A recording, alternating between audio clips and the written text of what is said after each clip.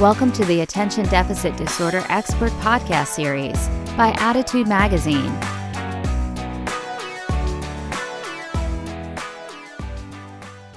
Hello, my name is Wayne Callan, and on behalf of the Attitude team, I'm pleased to welcome you to today's ADHD Experts presentation, titled A Parent's Guide to Problem-Solving School Behavior Struggles.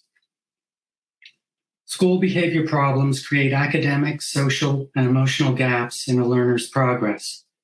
If left unaddressed, behavior struggles can lead to social isolation, a loss of instructional time, decreased self-esteem, and academic underachievement. However, parents and educators should know that positive behavior change is possible through proactive collaboration, planning, and monitoring. This webinar will walk parents through steps to take from the very first phone call about their child's behaviors to the implementation of individualized strategies. Leading today's presentation is Dr. Rachel Schwartz. Dr. Schwartz has worked internationally, creating and supervising programs for individuals with disabilities. Her work as a consultant and trainer includes training behavior analytic strategies and exploring issues related to sexual education and quality of life.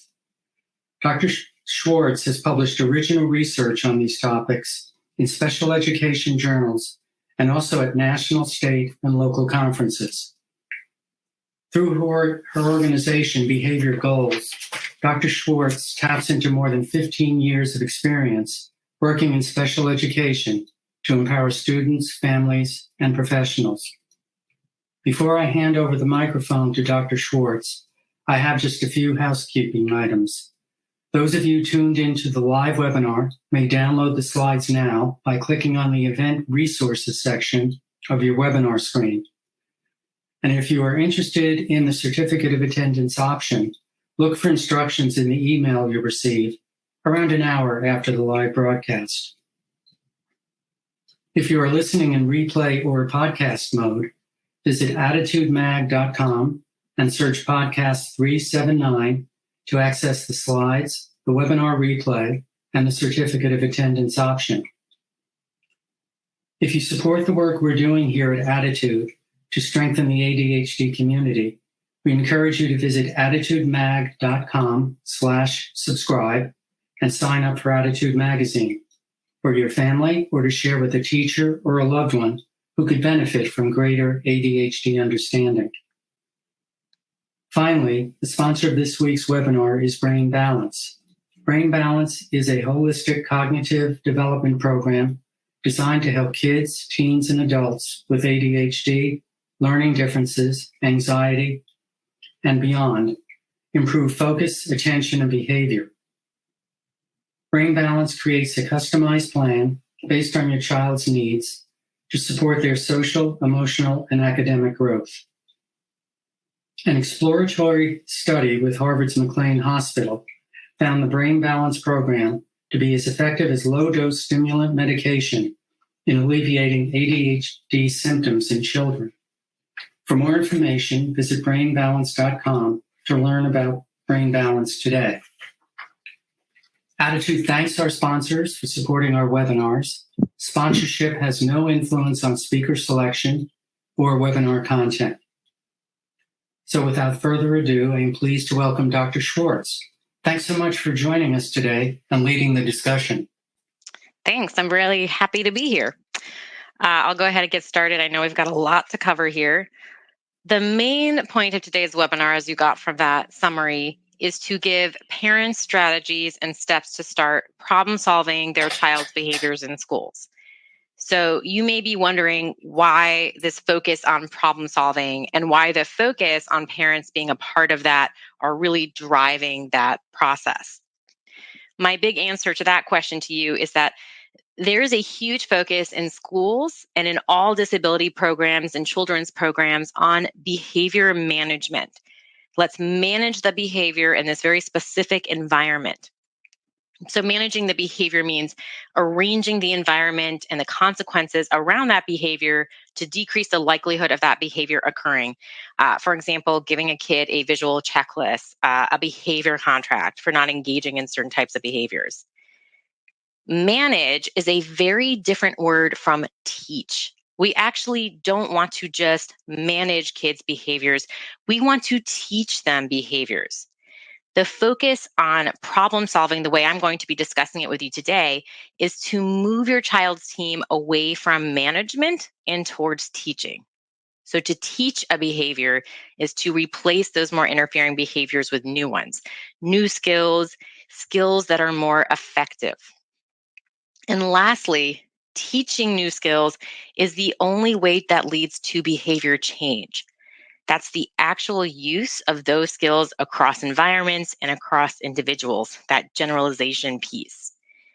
The focus on problem solving means shifting school teams away from just managing a child's behaviors and towards actually teaching and then changing a child's behaviors. Today, we'll be discussing strategies for you as a parent to participate and then lead that process.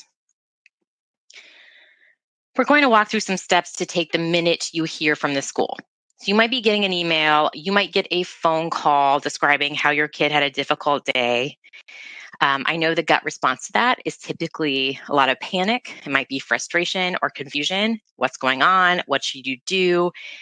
And here are some things I think that are important to think about right away. The first is assume this isn't the first time this has happened. I've worked with schools long enough to know that when you contact a parent, it typically is after a pattern of behavior is going on. It doesn't mean that every day your kid is demonstrating the level of intensity that the school might describe on the day that they contact you.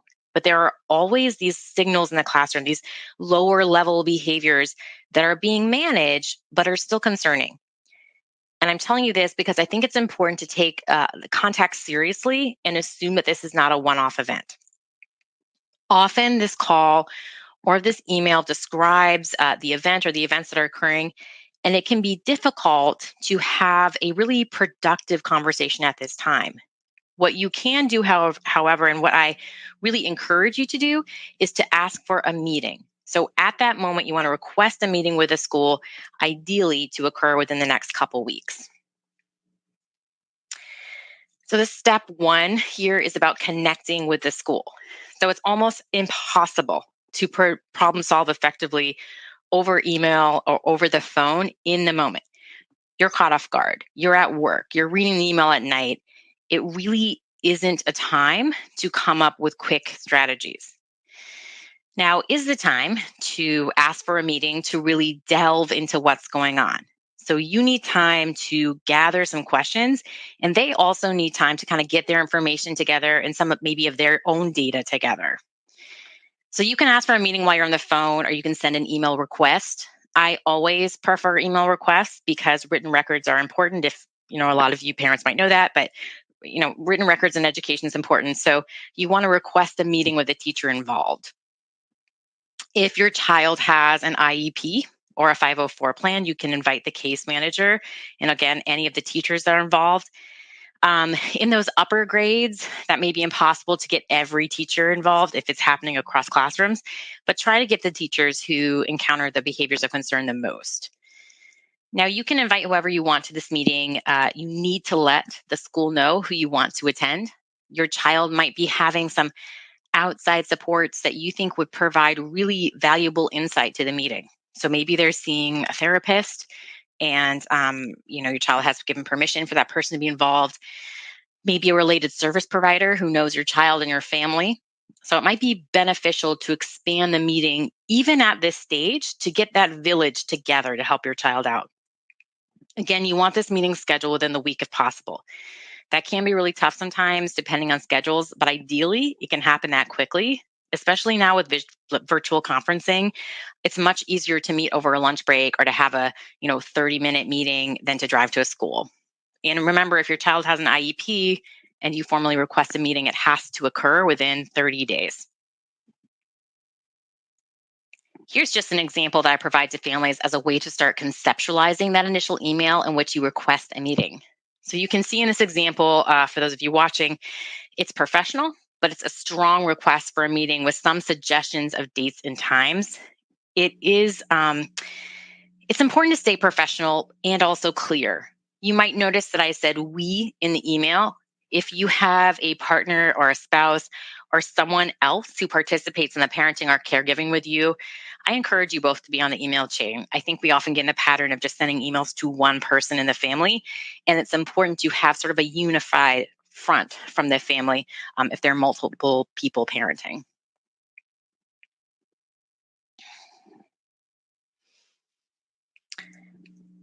All right, after you've decided on your meeting date and time, I recommend sending yet another email just confirming that date and time, but also providing an agenda. Creating a meeting agenda is often overlooked by all parties, but it really provides so much guidance and structure to your meeting. For parents, this also gives you some control over how the discussions will go. You are not calling a meeting to hear about how hard your child is in school. You are calling a meeting to discuss what the teachers have observed, their ideas, your ideas, and to come up with some ways to move forward. A very common misconception is that parents just have to, sorry, something just came up here. A very common misconception is that parents just have to listen and absorb and basically sit in this meeting feeling really defeated. Some parents might know what I mean by that feeling. Yes, you need to hear what the school has to say. Their perceptions and their observations are so important. But there is a lot of information that you as a parent have to offer. And at the end of the day, you really need this meeting to produce some results. Here is that recommended agenda for you. So we're going to go through each of these items in a minute. This is just another example email of what you can send to the school. You can see that it asks the school to bring any data or reports or daily notes that they have on your child's behavior for you to review. And this allows you to see some hard evidence of exactly what's going on and help to get a clearer picture of the impact of the behaviors on your child's day. You can also request here for the school to send you any information or data they have before the meeting to help you get a sense of what they're going to be seeing versus just hearing about it all during the meeting where you just basically receive what a huge information dump at one time.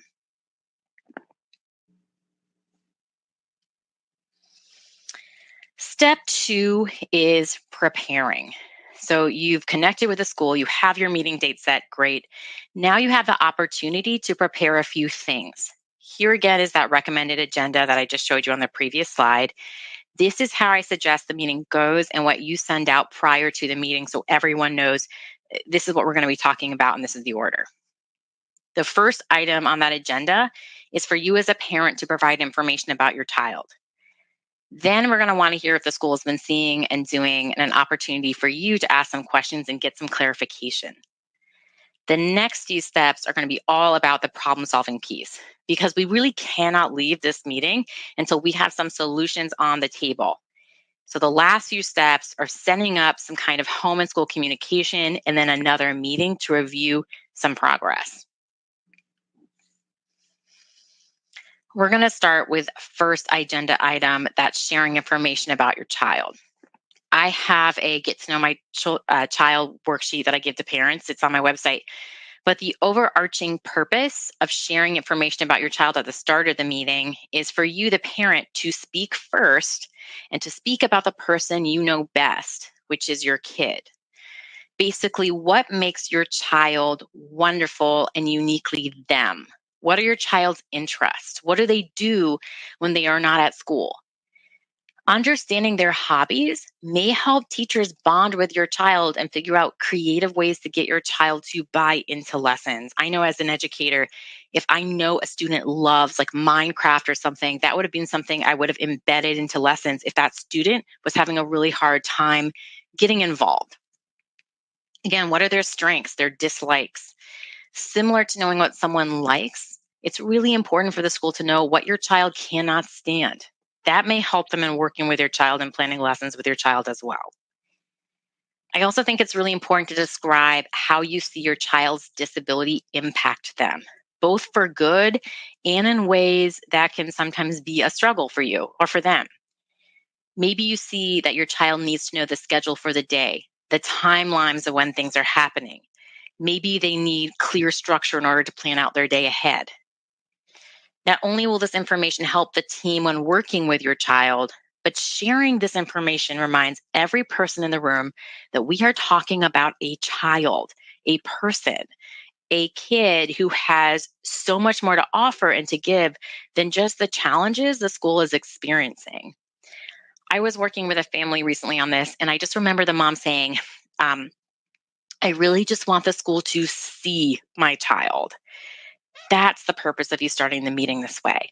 Because we want to reset the narrative at the jump that no matter what behaviors your child is exhibiting, your child has a lot more to offer and so much more to them than just these interfering behaviors. So before the meeting, prepare a statement about your child to share. You also want to prepare a list of questions to ask the school about what is going on. You need to have a sense of what you want to get out of the meeting. In that recommended agenda I laid out before, I put as the second bullet point, school describes interfering behaviors and answers parent questions.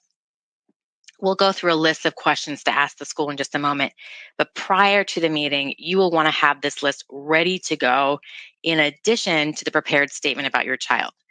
So these are the two sort of action items in the prepare step, the statement about your child and a list of questions that we're going to review in just a minute here. We're going to fast forward now to the meeting day. So do bring a computer or a notebook, some way for you to take notes. I'm a faster typer than writer, so I always prefer computer. You can bring copies of the agenda to share with the team to keep the meeting organized. So just hand it out. Refer to the agenda and say you'd like to first relate some information about your child to the school. All right, so that's action item 1 or agenda item 1. Share the information you prepared about your child and answer any questions that they may have. After that, you'll move to agenda item 2, which is hearing what the school has to say about what has been going on. Hopefully, the school has some data or just some notes for you to look at so you can get a sense of a clearer picture of what's going on. If they didn't bring any to the meeting, you can ask if they have any, and if they do, if they could pull that up for you to look at it. Someone could go grab it. Parents, during this second item, here's a good time to be taking those notes. Write down whatever you think is relevant based on what they're saying or seems to be an area that you want to further discuss or explore. Maybe it's the context, the environment where it's happening, the task, whatever strikes you as interesting or potentially relevant to what's going on. I also want to just warn parents to be prepared to hear about a kid that you might not recognize. It is not uncommon for children to behave very differently between home and school, and it can be really frustrating to just be hearing about a kid and you just think, that can't be my kid, that can't be my kid. It might be your kid at school. And that's the whole purpose of this meeting, is to sort of jump on this and actively problem solve in the moment. I would suggest you also take some notes on the language they are using to describe the behaviors of concern. Are they saying terms like difficult, he's defiant, she's bad, or unresponsive? These words we're going to get into later, but write them down, put a little circle around them and an arrow that says ask, because we're going to want to get to more details on what those words mean. After the schools discusses what they've been seeing, we are now in step 3, which is the questioning step. You as the parent have many questions that you can ask to get to the bottom of what is going on. Here's a questionnaire that I give to parents to bring to a meeting. So I'm going to be going through some of these questions with you. This is what I was referencing in the preparing stage. It's a list of questions to come up with or prepare before the meeting. So you can use my questionnaire or come up with your own. You just want to have some questions prepared before you come. Here is your opportunity as a parent to move the conversation from just my kid does hard things at school to understanding why they're doing these hard things and finding ways to help. This step is vital if you want to move beyond cookie cutter plans and strategies. Alert, not every kid with autism needs a visual schedule. Not every kid with ADHD needs a fidget or tape on the floor. This can be helpful. These can be helpful tools for many kids, but these are not teaching tools. So the questioning stage, this stage 3, is to get beyond those kind of Band-Aids or maybe those more like cookie cutter programs to very individualized solutions. Here you can see some of the questions that I suggest you ask. The first question asks the school to describe the latest incident. They may have just done this when they were talking about what they're seeing. Even if they did, go back and ask them to describe it again. Can you go back and tell me what happened last Thursday in math class? Can you just detail it out for me one more time? Has the behavior changed at all this year? Is this what you've been seeing consistently? Questions like that. Also, here you want to go back to any of those words you circled: bad, difficult, defiant, non-compliant, and get some clarification. You describe those behaviors as difficult. So, can you give me an example of exactly what Sally did? Is that what it typically looks like, or does she say or do some other things? By asking these kind of clarifying questions, you are trying to get down to exactly what behaviors your child is engaging in. It's not just how the behaviors might feel to staff. They probably do feel difficult or bad. But those words don't really help us understand what is happening. It doesn't really tell us what your child is doing. And we need to know literally, what is your child doing? It sounds kind of silly. And I've definitely had parents be like, that just feels silly to, be talking with the language they use. But I think it's really actually vital, because we need to know exactly what behaviors we're talking about. What you think of as difficult, what I think of as difficult, are, I'm sure, very different things. You need to pinpoint specific behaviors: yelling, threatening, leaving the classroom, ripping up their homework, hiding in the bathroom, specific actions, verbs to describe your child's behaviors. We need those actions in order to figure out how to help solve what's going on. Question 2 asks, what do you expect students to do during this time? This is for you to get a sense of the expectation, and if you think your child has the skills to meet that expectation. So it may be that your child is struggling most during reading group. And guess what? Reading is really difficult for your child. It's a place where they have very low self-confidence. So knowing the expectation can allow you to link that expectation to your child and talk to the team about if that expectation matches what you've seen your child do, or what you know your child can do or struggles to do. You obviously want to understand more about the behaviors they're seeing. Question 3 prompts some follow-up questions to ask about those behaviors. So ideally, now we've pinpointed the exact behaviors. We have those action verbs. So now you can ask more about the times of day. Are there other things going on in the environment? Are there small groups, big groups, large group, individuals? Who's around them? All that information is important to give you more clues about what might be setting your child off or setting your child up for having a really hard time.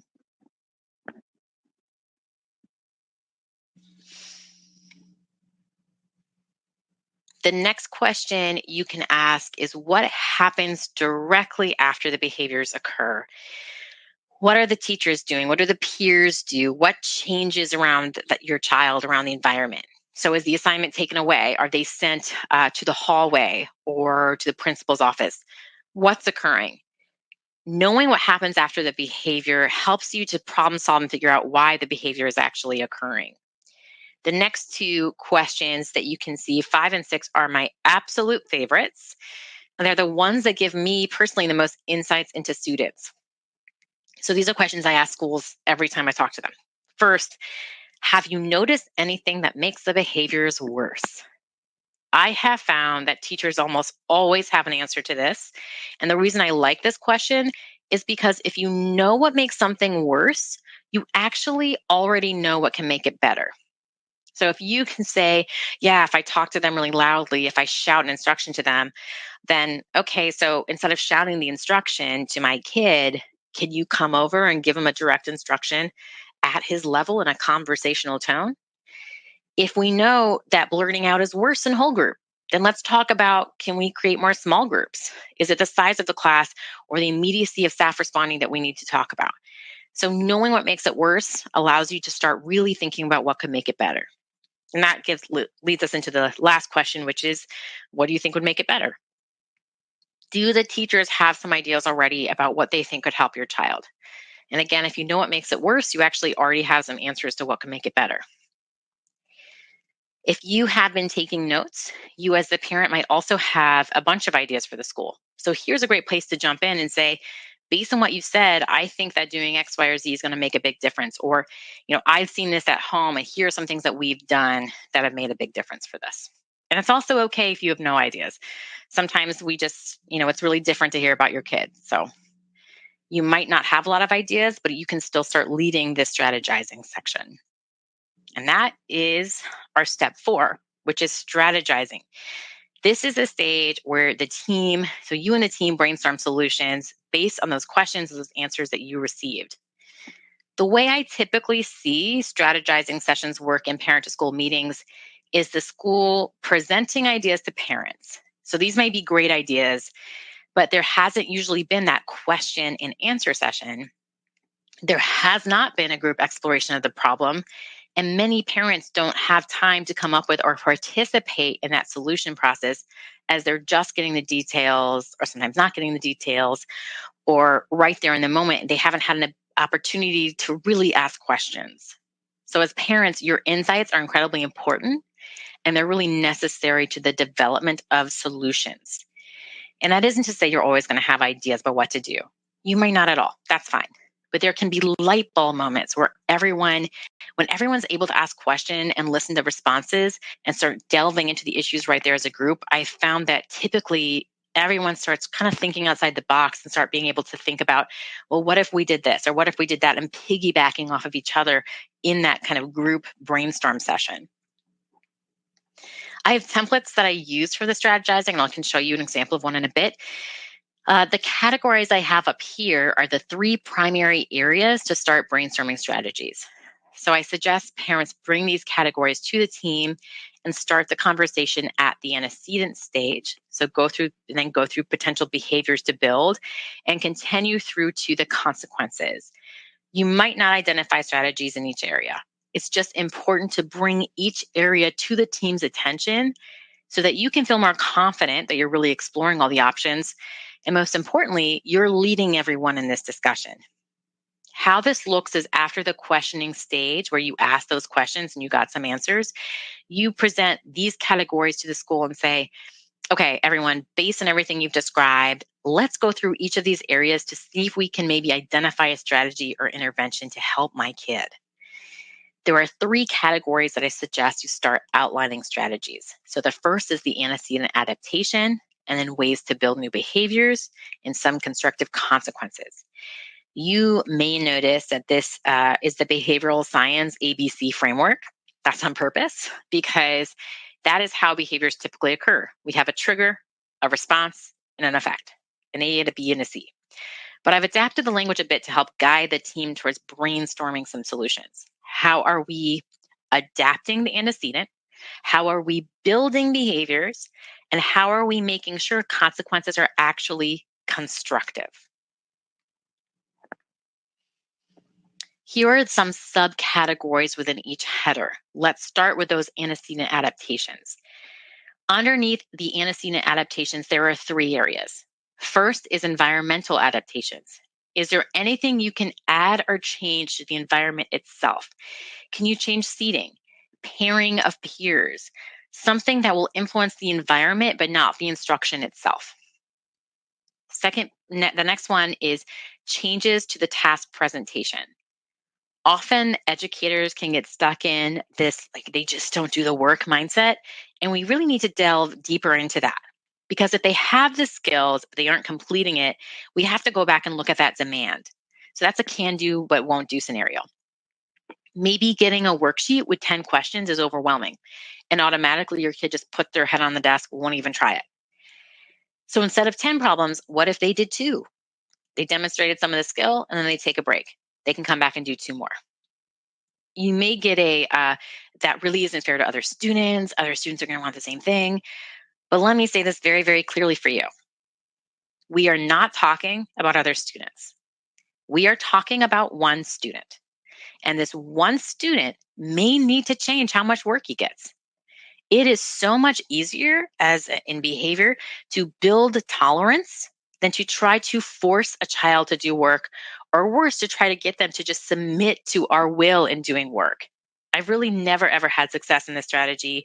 I have had success when I decide to give a bit more on the task requirements, when I decide just to let some of those pieces go a bit. The last under the antecedent adaptations is changes to how adults or peers interact with your child. Often in meetings, I'm sure you as a parent can get a sense of how educators feel about your child. I know I have. Frustrated educators are going to be more likely to yell out in class at the student, which can often cause public shaming. And I don't want to place blame on educators. I have been a frustrated educator, and I have learned from my own experience that the shame route kind of gets you absolutely nowhere. If anything, it breaks your relationship down and it pushes you back a million steps. So discuss with a team if staff could adapt ways in how they interact with your child. Maybe it's getting down to their level. Maybe it's giving more just direct, individualized prompts. I'm a huge, huge fan of private redirection versus public. As the parent leading the charge here, you're going to go through each of those categories and ask the team, are there any strategies we can add in here based on what we just discussed? Go through each, write down potential ideas, and then move on. Again, you might not have ideas for every category or subcategory, but it's good to review and discuss anything else here, any more ideas. After you go through those potential antecedent adaptations of the team, you can then jump into that category of building behaviors. So this category is crucial. If you remember that first slide and discussion point I had, I showed you about the difference between behavior management and behavior change. So we want to bring that back here. So we want to move away from that behavior management and get towards behavior teaching and change. Very often the focus of these meetings is on management. We want to reduce Johnny's blurt-outs in class. We want to reduce Eliza's work refusal. But the focus is not on building the new skill. And here's where we're really going to get into the meat of what is going on. Go on back to that questioning you did. Within that questioning, you probably identified some skill weaknesses. Here is where you can address those. Do you need to build up your child's ability to communicate? I need you to give me space. I need to get out of here. I need a break. Do you need to build up your child's skill in monitoring his own behavior? Whatever the skill need is here, you and the team come up with those ideas to build that skill or expand a skill they currently have, but they aren't using. I see this often in issues of work refusal. So a kid's going to rip up their work and walk out of the classroom. Often this is a mix of a need for additional support in the skill, but there's also a need here for building up the tolerance to being in the class or for completing a longer assignment. We need to start with the students that's successful. We need to teach them how to get an appropriate out, and then we can start to build in and then build up those expectations. So for this building behaviors area, go back to those questions you asked earlier and think about areas to build. So at least one skill to build or expand. You aren't putting in a behavior plan right away. This might sound like you're building a behavior plan. You're not. You're gathering ideas to try out to see if anything works, if anything's effective, and if anything sticks. The last area to strategize is in constructive consequences. The word constructive is very, very purposeful. We need the consequence to match your child's behaviors. In other words, if your child is hitting someone and ripping up their work, just saying to them, I'm going to give them a social story about having nice hands, and then we're going to make them say and complete their work or else they lose recess, that probably won't be constructive at this time, as it might not really align with why your child is engaging in those behaviors. So first, we have to talk about how are you going to reinforce or reward those skills that you just identified as skills that you want to build. So the reward should really match the reasons for why you think your child is engaging in those behaviors in the first place. The second step here is finding alternative responses to reduce or redirect those behaviors of concern. So we want your child to engage in that new skill we just identified. So this stage is about redirecting them to use those skills versus just punishing them for that interfering or problematic behavior. I encourage you to go through each of these categories with staff, lead them through. I want to talk through some potential areas of intervention with you, starting with environmental and then go through each one. Even if educators come in with ideas and you agree with those ideas, Still go through each category with the team to make sure you're hitting all areas of potential intervention and potential need. Here's just an example template from my guidebook, then one that I provide families. After you list out some strategies within the areas we just reviewed, discuss with the team how those are going to work in the classroom. So I call this putting into an action plan.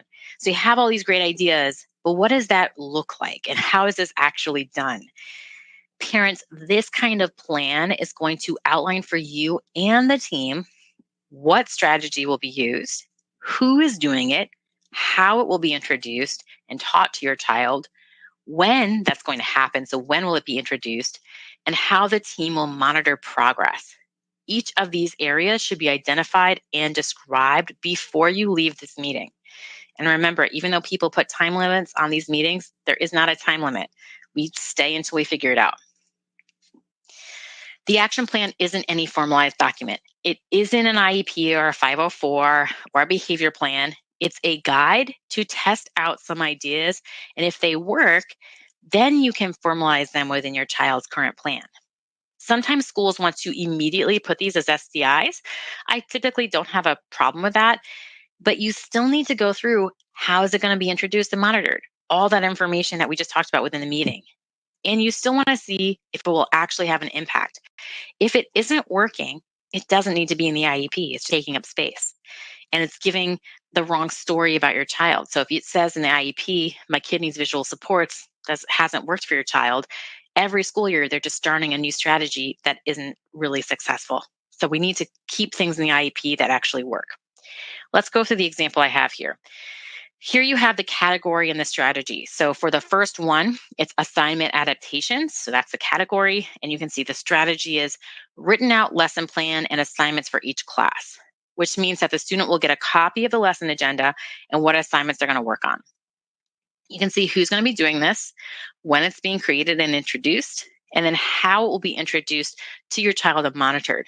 So the student's getting this preview of what they're working on, and the team is marking down, yep, it was reviewed, and then any notes about that. So questions the students may have had, maybe some responses or reactions to that preview. You can see in this example, I don't have a strategy for each of the areas we discussed, but I do have at least one antecedent adaptation, the behavior we're building, and a constructive consequence strategy. You would like to have at least one in each category. And if the team is struggling to come up with strategies, try to go back to that question and answer document that you did in that stage 2 and pull out some answers there. I do want to bring your attention to just kind of 3 areas here: progress monitoring, the who category, and the how category. 3 often forgotten areas when we start thinking about strategies. Who is actually teaching this skill, this behavior we're trying to build? How are they teaching it? I am sure if your kid has a 504 and IEP, you have been in meetings where you're going through this IEP, you're coming up with ideas, but no one has designated how all of this stuff is actually happening. This allows you as a parent to really learn. So this action plan allows you to learn how the school plans on executing these strategies. It removes that guesswork from what is happening, and it brings accountability to how things should be happening. The goal of the action plan is after the meeting, the school is going to take this plan and they're going to implement it as described. Again, it's not a behavior plan or IEP or 504 at this moment. Right now, these are strategies to test to see if there's an impact. And then if there is, you go ahead and you can solidify them within the plan if they're working.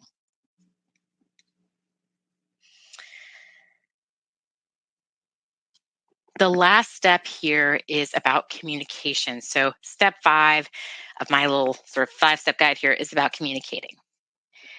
The last action in the meeting is to establish a home to school communication plan. Now, I know some of you might be rolling your eyes. You might have been doing them for years. You might hate them. You might love them. But I really think they're important, and they help to facilitate a streamlined communication between home and school.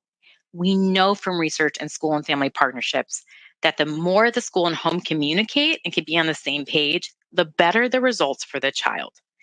So this doesn't have to be a novel. It can be a once-a-week email. It can be a Google Doc where you share, where either one of you can comment or put in relevant information. It can just be an agreement that the school is going to email you if any of whatever your target behaviors are occur in the classroom, that you always get an email. Because we don't want things just to linger in school without you knowing at this point. You need to know what's going on.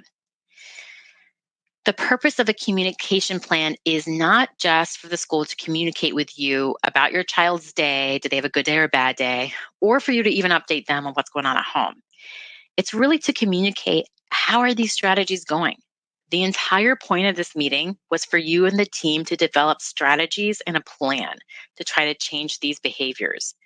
So in this communication log, you want to know, are these strategies working? Is your child using these skills that you're trying to build?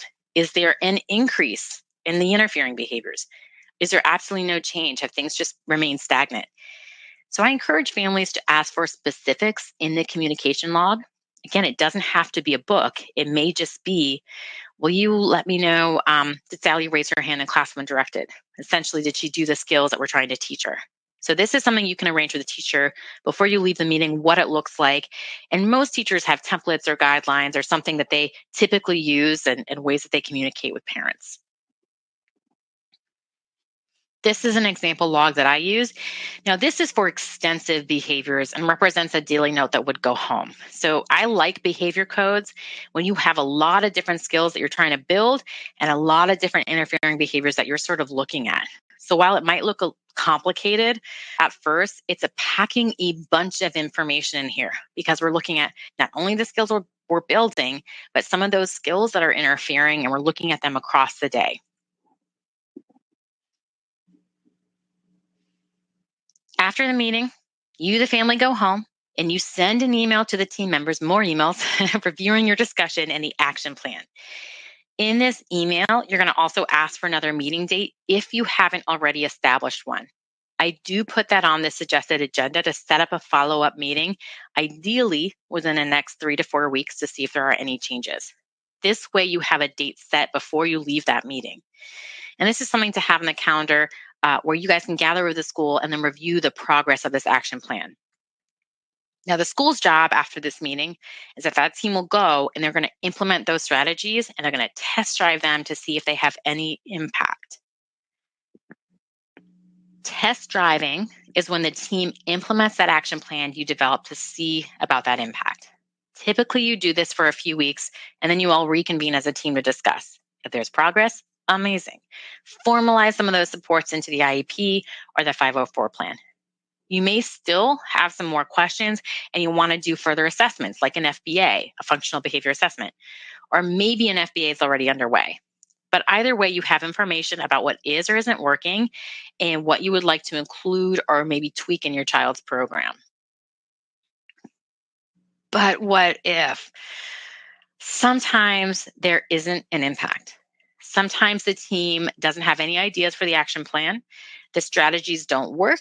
The behaviors get worse. Maybe the behavior itself is dangerous or really intense. The school doesn't follow through, or maybe they're just not really willing to strategize with you. So there are situations in which the information gathering and that initial meeting does not result in any strategies. And there are times when the team has nothing to offer. I've been in a meeting where the school just feels like we have done absolutely everything we can and nothing is working. I've often seen this when the behavior itself is incredibly intense, potentially dangerous, either in frequency or duration or magnitude. It's simply just happening all the time, and maybe just to such a high degree that's so disruptive. Or it's just concerning enough that the school, or maybe you as the parent, just feel that test driving strategies is just too great of a risk at this time. Maybe there's not the trust there that you don't feel good about doing that. I've also seen scenarios where the school expresses they've done everything they can and they seem unwilling to try anything new without a more comprehensive assessment. Or there might be a strategy or a scenario where the strategies are kind of implemented. So you guys kind of try these strategies, but there's not really enough information on the fidelity. So it might not have been done totally to plan or consistently. So when you get back together, you have this conversation, well, we did everything, but still nothing's working. So we don't know what to do. In these scenarios, you should immediately provide a written request for a functional behavior assessment to be completed. That's that FBA. For the record, it is appropriate from the jump when you get this call. If you don't want to go through these strategizing sessions or questioning sessions with the school, or if within the meeting you just don't feel confident maybe that everyone's on board with the strategies, or if everyone seems to be at a loss of what to do, the FBA is a route that you can always ask for, and it's going to provide a comprehensive assessment and allow for that creation of the positive behavior support plan, or at the very least, a recommendation of additional strategies to try. So even if you are strategizing, you're having a great meeting with the school, you can still ask for an FBA. That's always an appropriate route if your child has consistent interfering behaviors. If you're getting the FBA, this is just my little plug here, you may want to ask who will complete the assessment. I'm biased, and obviously I'm a BCBA, so I'm biased about who completes it, but I just know what the requirements are for the behavior analyst. And I do recommend that you as a parent ask if there's a BCBA in the district that can complete the assessment. Here, I have just a few reasons for this. First are when teachers complete them, they're just often too in the scenario to be truly objective. And they typically don't have the time to take that it takes to really complete a thorough assessment. Most teachers don't get a lunch or a plan. They just don't have the time in the school day. And so you might not be able to really get a objective, comprehensive assessment if the teacher is the one being asked to do it. Often school psychologists are asked to do it, and I really value my collaborations with school psychologists who I think are incredible. I also know that many school psychologists are just overworked and have too many cases. So that might be another thing of just the time factor, not skill, just time. If the behavior is really complex, I recommend a BCBA because their entire job is about assessing behavior. It's what you do day in and day out. So they would most likely have the schedule as well as the skills conducive to conducting this assessment. Schools have 60 days to complete the assessment from the date you sign the consent form as the parent, the permission to evaluate. So if you do ask for an FBA at that meeting, know that's still going to take another 2 months to get that result. Even if you say, let's expedite it, you can't say for certain it's going to be done before those 60 days.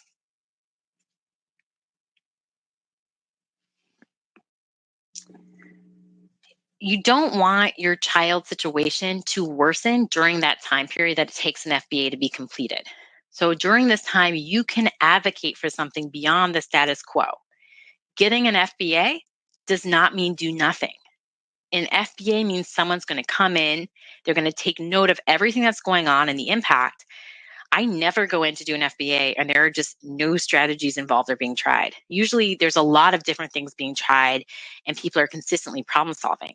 So I always just write down this is what they're doing and this is the effect it's having.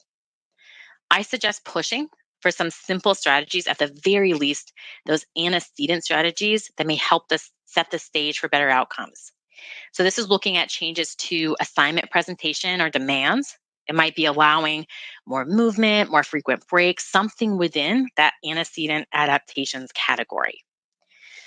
The bottom line here is if you are in this scenario where test driving is not an option, given how intense or how dangerous the behaviors are, or again, if the school is unwilling or unable to come up with strategies or test drive, you can request the FBA, but you can also advocate for something else in the meantime. There's always room for improvement, always room for some tweaking, some attention getting in different ways, changes to the environment.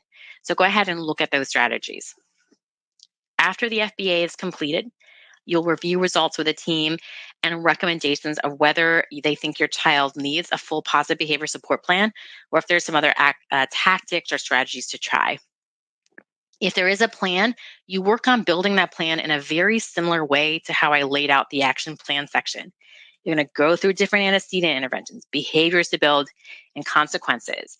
And remember, even if that behavior plan is built for you, it's still a draft. When you guys are talking about it, nothing is set in stone. It's all a draft. So you should still be able to edit. Whatever path is most appropriate for your child, I suggest continuing to keep in contact with the school with that communication log about what's going on. Set up meetings as needed. If your child has an IEP, you know you can call a meeting at any time. Keep checking on if those strategies are having an effect. With within this communication and at those quarterly progress reports that you should be getting, you can monitor progress. And as I mentioned, ask those questions as needed. You can always ask for questions and request clarification. And if your child has a behavior plan, you're of course going to be progress monitoring those goals and making sure those goals and the SDIs are continuing to meet your child's needs. So that's just all brings us back in a final package to that behavior instruction versus behavior management. We want to be teaching new skills, we not just focusing on behavior reduction.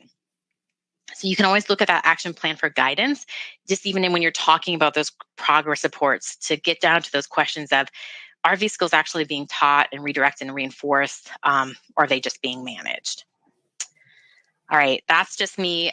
Here's my contact info. If you're listening to this, I know that was a quick 5 steps packed with a bunch of information. You can connect with me at Rachel at Behavior Goals, or if you want to discuss anything further, check out my website, behaviorgoals.com.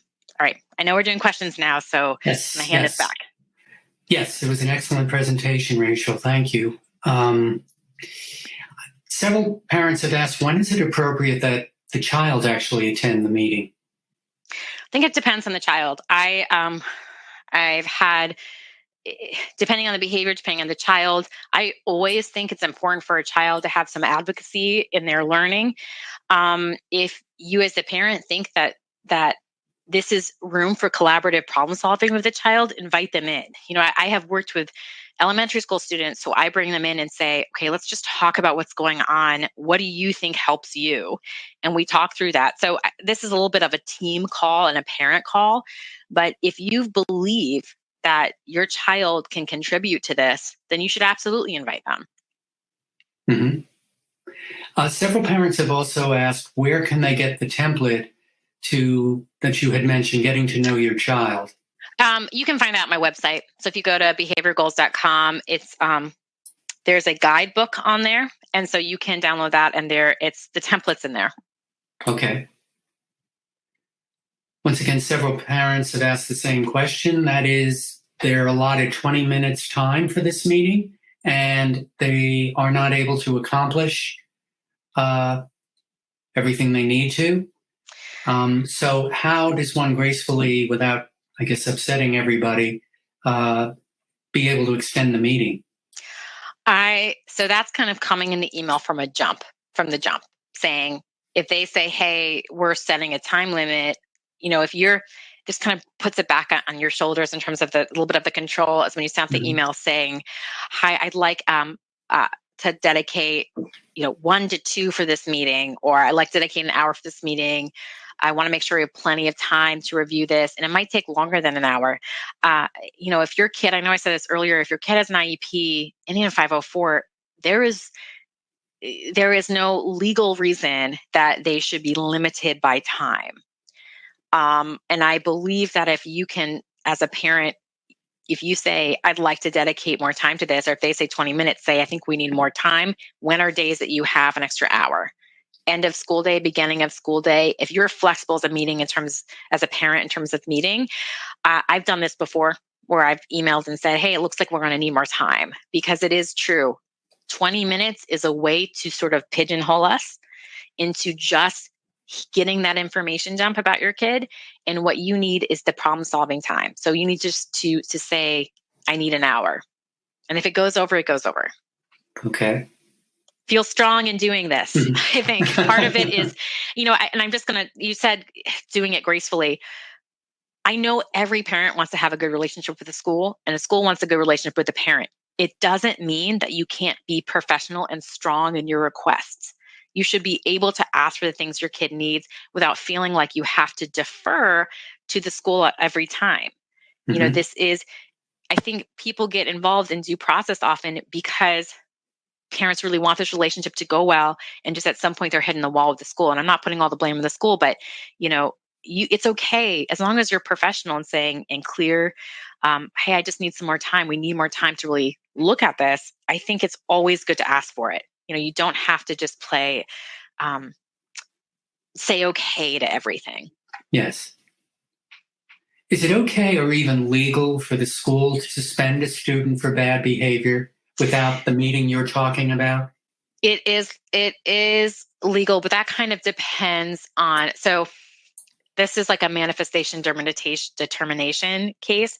So I'm not a lawyer. But what I can say is they can suspend a child if there's ever like serious bodily injury, violence, like a gun being brought to school.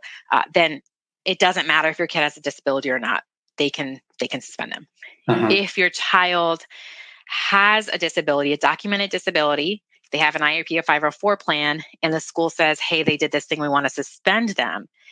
They have to first, you need to look at, is this behavior related to the child's disability? Because if it's a manifestation of the disability, then they can't suspend them. They have to then review, okay, do we need to change the IEP? Are we actually implementing the IEP as we said we would?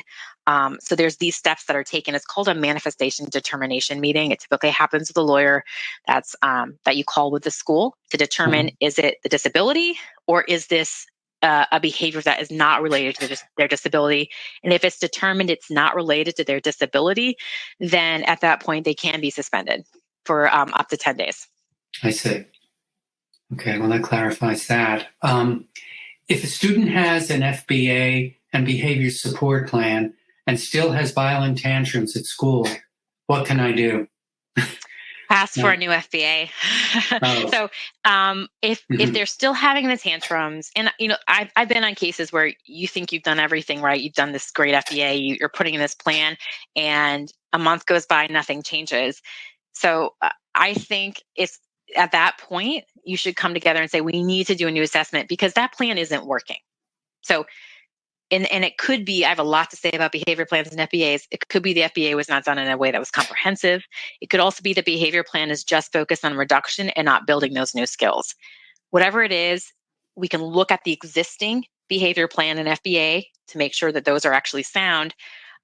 Or you just ask for a new FBA to be done and say, it's clear this is not working. And that would be my first route. You can also ask if they're not doing it for an independent evaluation. If you haven't done that before, it might be time to get somebody else in there and get fresh eyes. Mm-hmm. You brought up in the book, but what if section, that suppose the school doesn't come up with solutions. Several parents have brought up, I'm sitting in the meeting and they're expecting me to problem solve. Is there a way to turn on a switch or convince them to maybe ask for another meeting, go back and think about it and ask for another meeting? But several parents have complained about that. Yeah, I don't think that's uncommon. So it's I think it's either the two scenarios of either the school comes in and says, here are our answers. There you go. Without the discussion, or they say, we don't know what to do. What do you do at home? And parents might be like, they don't do this at home. I mean, I've definitely been in there where you're like, my kid's not doing that in my house. I don't know how to help you. Yeah. If they don't have information, I mean, that's kind of part of this question and answer session. It's not just for you as the parent to get these answers. It's for the entire team to answer those questions. So I think in that moment, if you don't have time in that meeting, say, it really sounds like we need some time to think. Can we schedule it for next week or a few days or whatever it is to have this time again? And then you could even send that to them or bring it to the next meeting, because everyone should be able to kind of look at that. And if you work with a kid to have some ideas or again, piggyback off of each other. And as a side note to this as well, this is a time to bring a whole team together. So if your kid has related service providers, if you just had a meeting with the teacher, maybe it's time to bring in your OT, your speech, your, anyone else who they work with to try to problem solve. Because what I see as a huge problem when we're having these problem solving meetings is that we kind of dissect a kid up by discipline. And what we actually know is that doesn't work. And there's nothing in IDEA that says that we have to do that by discipline, that every IEP has to be divided by everyone's scope of practice. It should address holistically the kid's needs. So if it's just you meeting with a teacher, that teacher's focus might just be on the behavior in the general education classroom or the special education classroom. But that behavior piece actually extends to that student's language skills. It actually extends to that student's self-regulation skills. So there's OT, there's speech. It actually tends to that student's academic needs. So maybe they have a resource teacher in the general education classroom or something. So I think this might also be a time to say, let's meet again and let's extend who's participating. Bring in the village. Mm-hmm. I like that. Well, I think the hour is up, Rachel. So thanks for joining us today and contributing your voice to the ADHD community. Thanks again. It was excellent. Anytime. Thank you. All right. Thanks. And make sure, for everyone else, live attendees, make sure you don't miss future Attitude webinars, articles, or research updates by signing up to receive our free email newsletters at attitudemag.com/newsletters.